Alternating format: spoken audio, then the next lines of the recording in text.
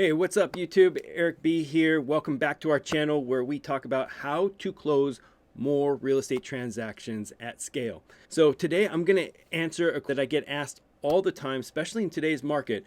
How do we continually get our properties purchased at the right price even when the sellers want too much money for their property? Okay, so this is a common theme, and a lot of people are saying, hey, my market's so competitive and the sellers want so much for their properties. How do we actually bridge that gap to make it a win-win transaction that they love?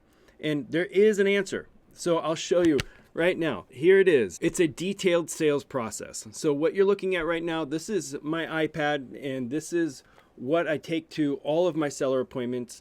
And this is the appointment flow.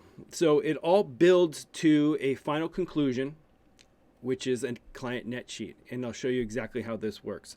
So I do this with all of my seller appointments. I go through the same process. Just like pen and paper, I do it on an iPad, so everything's paperless. And I create an offer packet. And in my offer packet, I introduce all of my team.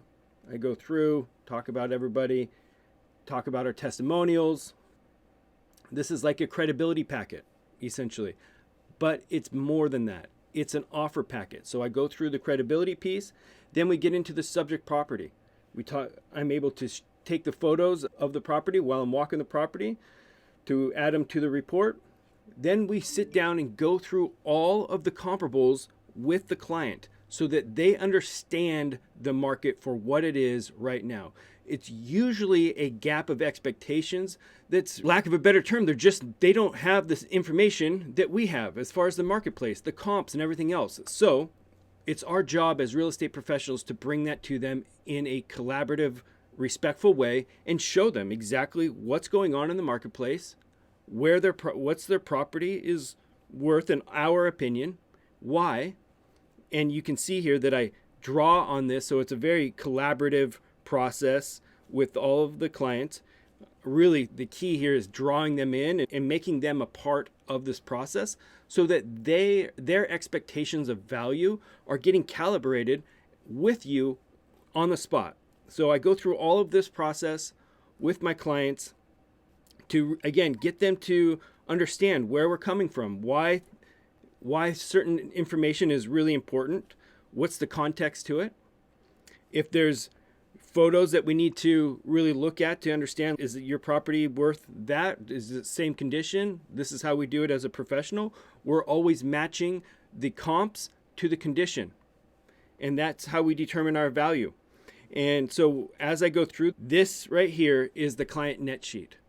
This is the magic. So when we do our offers, we take a 3-offer approach. We let our clients know how much they're going to net with our cash offer, how much they're going to net if they were to renovate and sell the property, and then how much they would net if they were just to choose to list it as is.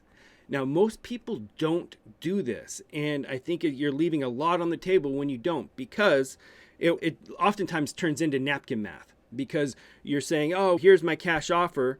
And what the client is thinking almost always is the realtor said that it's worth $750, and that's what Zillow says. So why would I want to even consider taking a $688 offer if the place is worth $750 and you had the comps to show me that it's worth $750 on the market? Okay, that's the challenge. Most people are battling $688 versus $750. But that's really not the case, because what really matters is the net, how much is going to go into their pocket. So when you back out the commission and everything else, you end up with a different number than the 750, don't you? And how we articulate this is really important. So bringing this down in a very transparent way, calculated way of communicating. And almost always the client's first thing that they rule out is the fix it up and then sell it. It's just generally not in their wheelhouse to do that. They don't have the resources, time, or energy to actually put the $42,000 into the property in order to get the $850 so that they can net the $742. So this middle option is almost always the first thing that gets ruled out. That's just not going to work for us. Okay.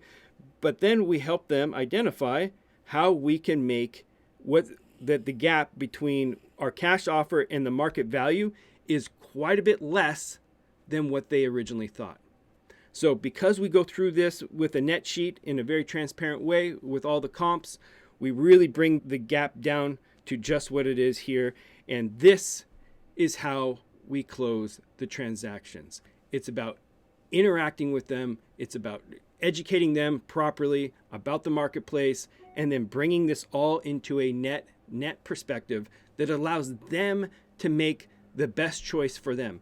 Now, if these numbers are really close, like they end up in this example right here, how close they are, they almost always take the cash offer because it just makes logical sense for them. But if this down here for the listing is significantly more, then we don't fight them. We say, hey, let's support you in getting your house listed and getting this top of the market value so that you can net the most. There's no resistance on our behalf. So that's being neutral and being willing to support a client in any which way, logically makes all the difference in the world.